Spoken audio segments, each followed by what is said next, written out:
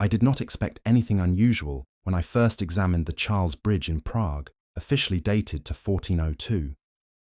The city records were clear. A Gothic stone bridge designed by Peter Parler, spanning the Vltava River to connect the Old Town with the Lesser Quarter. What caught my attention was an 1865 renovation photograph stored in the Prague City Archive. It showed the bridge's eastern foundation mid-excavation, revealing a lower level of stonework extending nearly 3 meters below the contemporary street grade. The buried level contained arched chambers that the 15th century plans did not document. A renovation note from 1890 mentions sealing of lower bridge infrastructure, access discontinued. On an 18th century atlas nearby, the region appeared within territories labelled Tartaria. Some researchers would later describe features like these as remnants of Tartarian engineering, bridges built upon older foundations that subsequent centuries buried. At first, I assumed coincidence. I kept looking anyway. The official narrative places the Charles Bridge within the tradition of medieval Gothic construction. Peter Parler, the German Bohemian architect responsible for St. Vitus Cathedral, designed the bridge to replace an earlier structure destroyed by flooding in 1342. Period chronicles praised its massive piers and unprecedented span. In the archive, I examined construction records dating to the 1360s. The documents described quarrying sandstone from Bohemian hills, transporting blocks by river, and laying foundations upon wooden pilings driven into the riverbed. The drawings clearly showed the bridge deck and towers, but they ended abruptly at the waterline. There was no documentation for the elaborate chamber system visible in the 19th century photographs. A renovation photograph from 1867 contradicted the medieval records. The excavation revealed stonework extending below the river's low water mark, vaulted chambers with walls of precisely cut blocks that appeared older than the Gothic superstructure above. The masonry style was different from Parler's documented work. Smoother, more geometrically uniform, mathematically precise in ways that exceeded medieval capabilities. Some alternative architectural historians classify such buried infrastructure as Tartarian foundation systems, repurposed during later construction as support for bridges the official records claim were built from scratch. Mainstream explanations dismiss them as earlier Roman or Romanesque remnants. Roman remnants, however, do not explain why the buried chambers shared identical proportions with similar structures beneath bridges across 3 continents. The buried floor appeared in multiple photographs. At the base of each pier, below the waterline during summer months, stonework continued downward into darkness. Arched openings suggesting passages that the official plans denied existed. The arch frames were too precisely cut for medieval construction, each stone matching the next to within millimeters across spans of several meters. A renovation permit from 1890 mentions permanent closure of lower pier access. Hydraulic components discontinued per municipal directive. No reason was given. The chamber proportions troubled me. The openings measured 2.4 meters wide by 3.6 meters tall, dimensions suited for passage or equipment movement, not simple structural support. The arch curvature followed precise catenary curves, the mathematically optimal shape for distributing forces. Yet medieval builders supposedly used trial and error methods, not mathematical engineering. Why engineer such precision into foundations that would immediately be submerged? I measured the visible stonework using photogrammetric analysis. The blocks were cut with corner angles precise to less than half a degree. This level of accuracy typically requires modern equipment, or methods we no longer understand. The chambers led somewhere. The archive did not say where. Before continuing, I examined the broader pattern. Historic bridges worldwide show the same phenomenon. Buried lower levels, sealed chambers, foundations extending far below contemporary street grades. The official explanation is gradual sediment accumulation, centuries of flooding, debris, and road raising that slowly buried the original ground level. Yet the buried stonework in renovation photographs consistently appears more precise than the visible superstructure above. Why would sediment burial systematically hide the more advanced construction while preserving the cruder work? On 18th century maps, the regions containing these buried foundation bridges appeared within or adjacent to territories labelled Tartaria or Great Tartary. Mainstream historians describe this as a cartographic convention. Alternative researchers argue the Tartarian label reflects a lost infrastructure culture whose engineering signatures remained visible in the foundations beneath medieval and Renaissance structures. I did not know which interpretation was correct, but the pattern, bridges with undocumented buried levels, designed with precision the official builders could not have achieved, was too consistent to dismiss. The foundations were older than the bridges, and the bridges were built as if the foundations were never meant to be found. I expanded my research to other historic bridges. The Ponte Vecchio in Florence, officially dating to 1345, revealed similar anomalies. Renovation photographs from 1944, taken after German bombing, destroyed the approach roads, show the bridge's foundations extending 3 meters below the contemporary Arno riverbank, revealing arched chambers that engineers described as of uncertain origin, predating documented bridge construction. The chambers displayed the same geometric precision, the same oversized proportions, the same sealed passages leading into darkness. An engineer's report from 1945 reads, "Foundation incorporates pre-existing subterranean works of considerable extent. Origin unknown. Medieval superstructure appears to rest upon earlier infrastructure." Appears to rest upon. The 1345 builders did not create these foundations. They built upon them. The chambers beneath the Ponte Vecchio matched those beneath the Charles Bridge. Identical geometric proportions, identical stonework precision, identical sealed passages. 2 bridges, separated by 500 kilometers and supposedly independent in their construction, sharing identical subterranean architecture. The deeper I looked, the more I found buried flaws in unexpected places. London Bridge, rebuilt many times, with the current structure dating to 1973, sits upon foundations that excavations in 1967 revealed extended 4 meters below the Thames embankment level. An archaeological survey from that year describes the deepest layers as of extraordinary workmanship, predating documented Roman occupation. The stonework was too precisely cut for any known ancient method.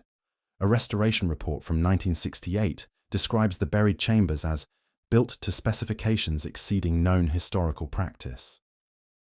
The granite was too precisely cut for Roman, Saxon, or medieval methods. The chamber proportions matched the Prague and Florence measurements exactly. The same dimensions, appearing beneath bridges founded centuries apart and separated by thousands of miles. Some Tartarian researchers identify such consistency as evidence of a unified bridge infrastructure, architectural DNA from a civilization that predated the official bridge builders. The official histories attribute the similarity to coincidence. Coincidence, however, does not explain identical chamber specifications beneath bridges with no documented connection. I spent several evenings studying old maps, those that label vast regions as Tartaria, looking for correlations with buried foundation bridges. The 1706 Guillaume Delisle map shows a continuous territory marked Grande Tartarie, stretching across Eurasia. The 1771 Encyclopaedia Britannica describes Tartary as the greatest empire on the face of the earth. By the mid-19th century, this designation had vanished from cartography. What remained were structures, bridges, causeways, viaducts, scattered across territories once unified under the Tartarian name. Comparing the bridge foundation patterns with the regions labelled Tartaria on old maps revealed unsettling parallels. The bridges with buried lower levels appeared in Prague, Florence, London, Paris, and cities across the former Tartarian territories. The distribution matched the former Tartarian boundaries almost exactly. Alternative researchers call this Tartarian bridge infrastructure. I was beginning to understand why. The pattern was becoming impossible to dismiss as coincidence. These bridges were built upon older foundations, and these foundations shared identical engineering DNA. I began comparing bridge foundations systematically. In Paris, the Pont Neuf, officially completed in 1607, sits upon foundations that an 1850 survey described as extending considerably below documented construction levels. In Rome, the Ponte Sant'Angelo, officially Hadrianic, dating to 134 AD, shows foundation chambers that archaeologists have called of uncertain origin, possibly predating Roman construction. In Vienna, in Budapest, in cities across the former Austro-Hungarian, Russian and German empires, the same pattern repeated. Major bridges with buried lower levels, foundations older than the bridges above them, precision exceeding documented period capabilities. All these cities appear on 18th century maps within territories labelled Tartaria or adjacent to Tartarian regions. The engineering signatures, geometric chambers, identical proportions, sealed passages, repeated across national boundaries, across supposed construction eras, across official narratives that claimed no connection existed. The most troubling discovery emerged when I examined the stated depths of these buried foundations. Official explanations attribute the burial to gradual sediment accumulation, centuries of flooding depositing soil that slowly raised street levels. Yet the accumulation rates required to bury 3 to 4 meters of foundation in historical timeframes far exceed documented sediment deposition. The mathematics did not support natural burial. A 1920 geological survey of the Thames embankment notes, sediment layers beneath bridge foundations show discontinuities inconsistent with gradual deposition. Some strata appear to have been placed artificially. Placed artificially. The phrase implied deliberate burial, not gradual accumulation but intentional filling. Some Tartarian researchers argue the buried floors were deliberately concealed during the 18th and 19th centuries, when the official histories were being written and the Tartarian designation was being erased from maps. The official narrative describes natural geological processes. The geological survey suggests something more deliberate. Renovation records from 1850 to 1930 repeat the same phrases across cities worldwide. Lower foundation levels sealed per municipal directive. Subterranean chambers filled with rubble. Access to buried floors discontinued. No diagrams survive for most sealed chambers. No photographs document what was contained within them. The erasure was systematic, not a conspiracy, but a modernization pattern. Engineers encountered foundations they could not explain, and the simplest solution was burial. A 1912 engineering report describes the discovery of extensive underground works beneath multiple bridge sites of pre-modern origin and uncertain function. The chambers connected bridge foundations to structures along the riverbanks, forming what appeared to be unified systems. The report recommended filling all chambers with concrete to provide stable support for modern traffic. By 1950, most major bridges had closed access to their buried levels entirely. The systems, whatever their purpose, were erased from accessible history. Only the photographs remain, and the photographs show precision that the official timeline cannot explain. By now, I had identified a repeating pattern across dozens of bridges, buried lower levels predating official construction, identical geometric proportions, stonework precision exceeding period capabilities, and systematic sealing during the 19th and early 20th centuries. The pattern appeared in Prague, Florence, London, Paris, Rome, and cities across the former Tartarian territories. Alternative researchers call this the Tartarian bridge signature, evidence of a unified river crossing infrastructure built by a civilization that mainstream history does not acknowledge, then repurposed during the medieval and Renaissance eras, and finally buried when their original purpose became incomprehensible. I cannot prove this theory, but I can document the pattern. Foundations older than the bridges above them, precision beyond period capabilities, systematic burial that closed access before anyone could fully investigate. The bridges still span their rivers. What they were built upon may have been sealed away decades ago. The most troubling observation was the consistency across supposed eras. Bridges officially dated to the 2nd century, the 14th century, the 17th century, and the 19th century all displayed the same buried architecture, the same geometric signatures, the same evidence of pre-existing foundations incorporated into later construction. Either bridge builders across 2 millennia shared a hidden tradition that no document records, or they built upon something older, something already in place when they arrived. Some Tartarian researchers suggest these buried floors were the original ground level before a catastrophic event deposited meters of sediment across cities worldwide. Others argue the foundations were deliberately buried during the 18th and 19th centuries as part of a systematic erasure of Tartarian infrastructure. The official histories describe gradual geological processes and independent bridge construction. The photographs and surveys show something that does not fit this narrative. The truth may lie somewhere between official history and alternative theory, or beneath the sediment that now covers it. I return to the Charles Bridge one final time. The buried chambers are no longer accessible, filled with concrete during 20th century modernization. A bridge engineer told me that maintenance workers occasionally encounter old stonework during repairs, walls that no blueprint acknowledges. "We don't investigate," he said. "We just reinforce around them." The photograph from 1867 remains in the archive, a vaulted chamber beneath the bridge pier, its stonework impossibly precise, its passage leading into sealed darkness. Whatever purpose that chamber served, whatever system it connected to, whatever civilization designed it, all remain buried beneath the riverbed.